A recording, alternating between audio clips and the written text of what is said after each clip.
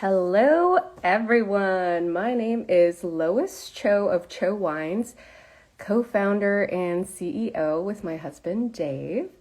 And today, for those of you who will be joining us, I have the privilege of speaking with Raj Parr of Evening Land, Sashi Moorman of Evening Land Vineyards and Sounding Wines as well, Dave Cho of Cho Wines, my husband, and winemaker for Cho Wines.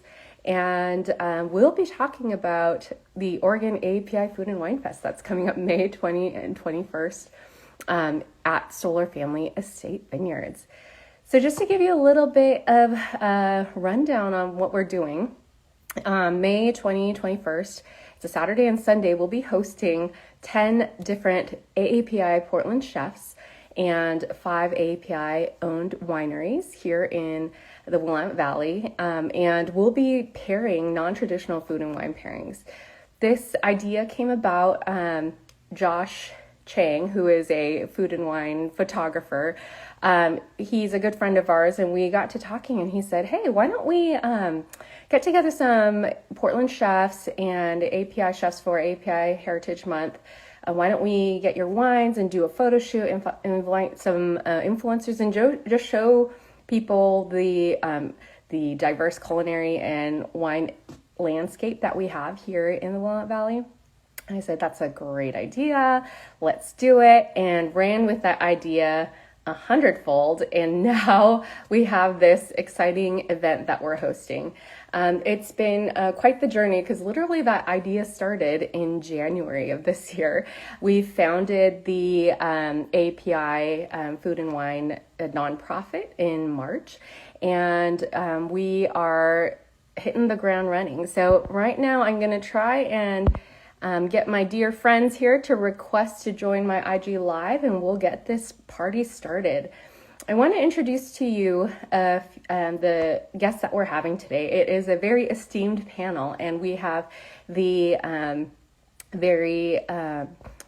big privilege of talking to Raj Parr. He is a James Beard Award-winning author, wine professional, and globally celebrated sommelier. He was born in Kolkata, India, and spent his career working in some of the world's top restaurants. So he worked, including the French Laundry and Rubicon in California. He became the wine director at the Mina Group, which owns several award-winning restaurants across the United States, and just became really fascinated with wine and the many facets of the industry. He frequently traveled to European wine regions as well as living very close to California wine country. And after a few partnerships with close winemaker friends, met Sashi Moorman, and now they are partners and proprietors for Evening Land Wines. Sashi started his career in wine, actually, but with the food and the food side of things by cooking. And he graduated from Vassar College in Poughkeepsie, New York, and worked in New York and Washington, D.C. He cooked professionally as a line cook and a sous chef.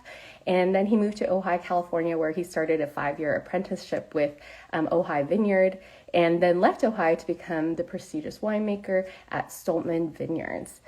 All right, so let's see if we can get these guys to join. All right, I'm going to have you guys request.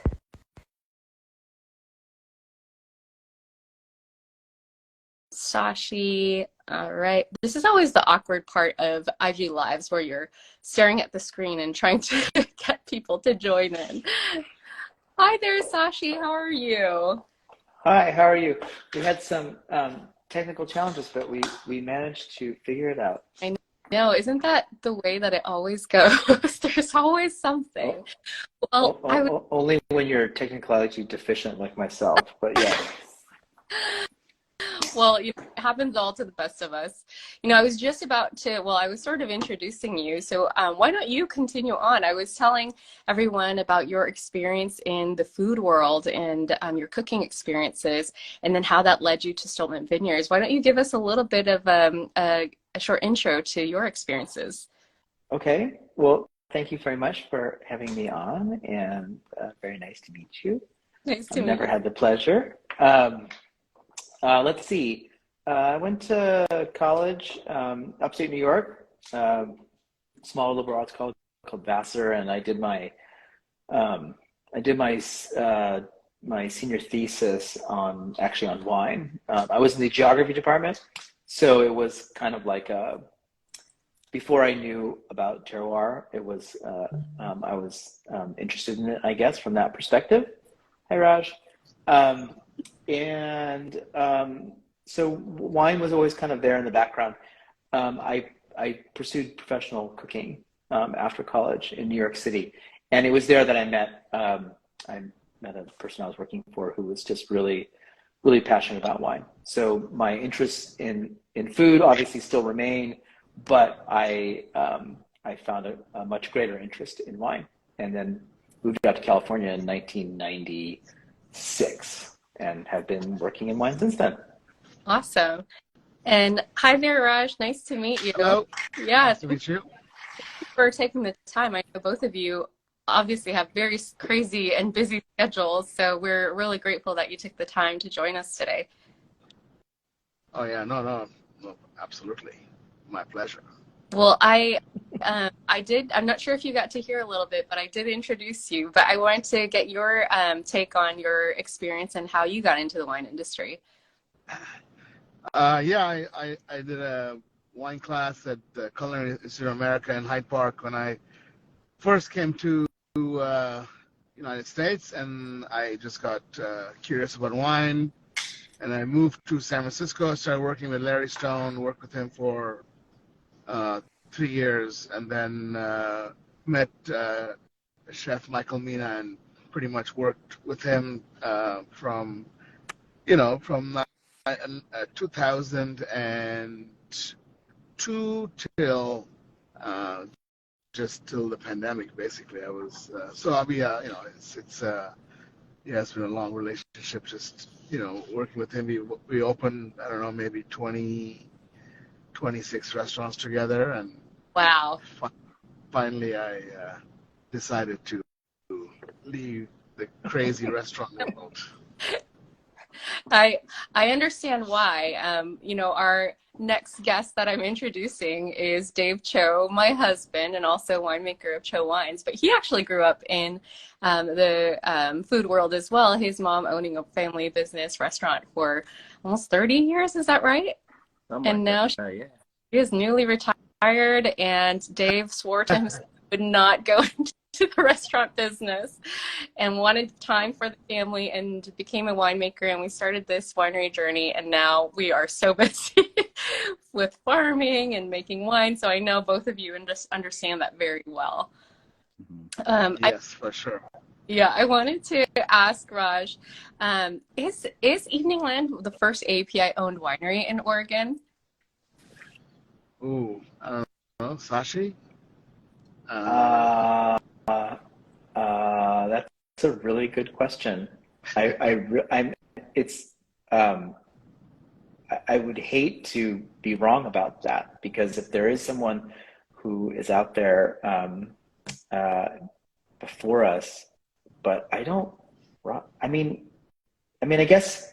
Well, Dr. Ravana. Oh yeah. Yeah, that's right, Dr. Alexana? Right. I don't know when did he start, Alexana? That's a good I don't question. know. Do you remember, Raj? I want to say that he started that in the late 90s, early 2000s. Huh. Yeah, it's been a while for sure. And so that's sort of the question that we've been asking as we started this nonprofit is, who are the AAPI owned wineries? And slowly people have been coming out and saying, hey, we're AAPI owned wine.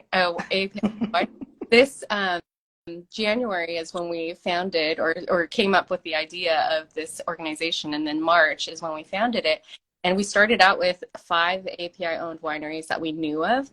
And then now it has increased to 10 and 11, I think. And so it's been exciting to see that grow.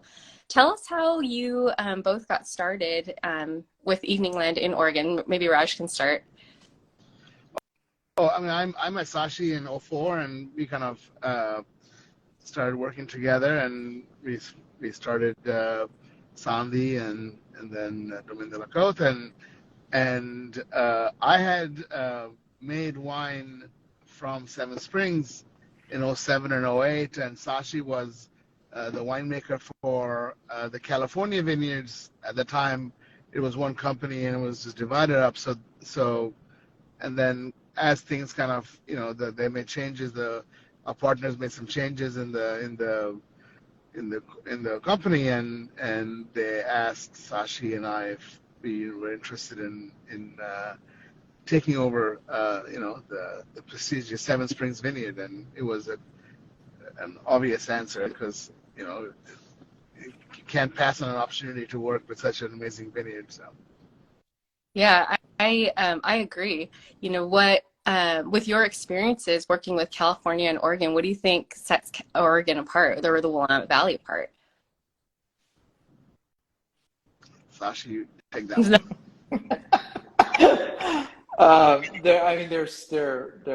They're super different.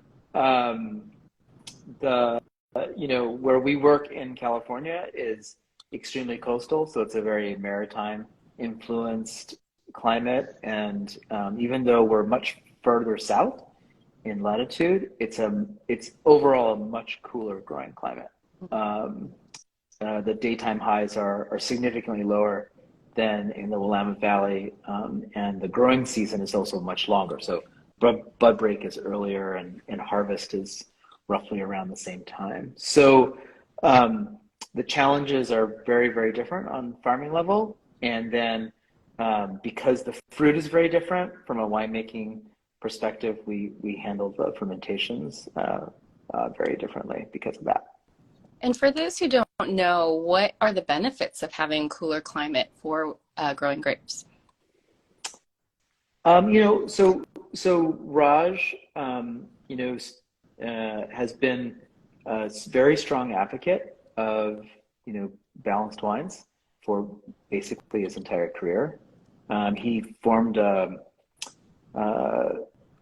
event that was really based on promoting the idea of balanced wines coming out of California and Oregon in pursuit of balance, which had a couple of years there where we traveled all over the world promoting the style of wine from the U.S.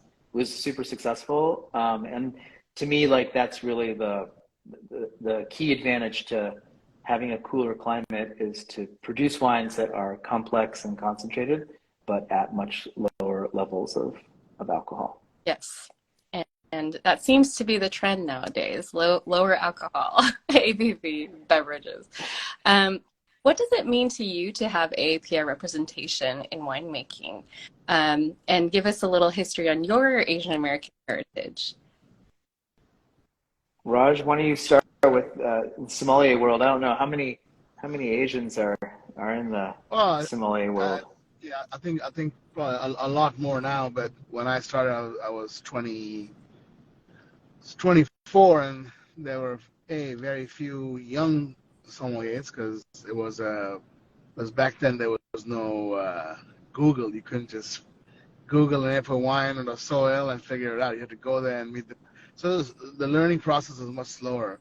But it was I never thought of it as someone from another place, but it just kind of, I think the world embraced me and didn't really, I didn't really feel that I was, not welcome into the world of wine. And it's a very welcoming society because the language of wine is very unique. All my friends and they all are, something to do in the wine world, and that's been an amazing, almost like leaving home at a young age when I was 18, and then no family your entire life. So I think the wine industry took me on, and it was really great to kind of be a part. But always, if I ever was mentioned, it was always Calcutta born. So it was like you're proud of your heritage, where you came from, because wine is not something people drink in Calcutta. Right. So I guess that's the question. Did you grow up drinking, or your family drinking wine?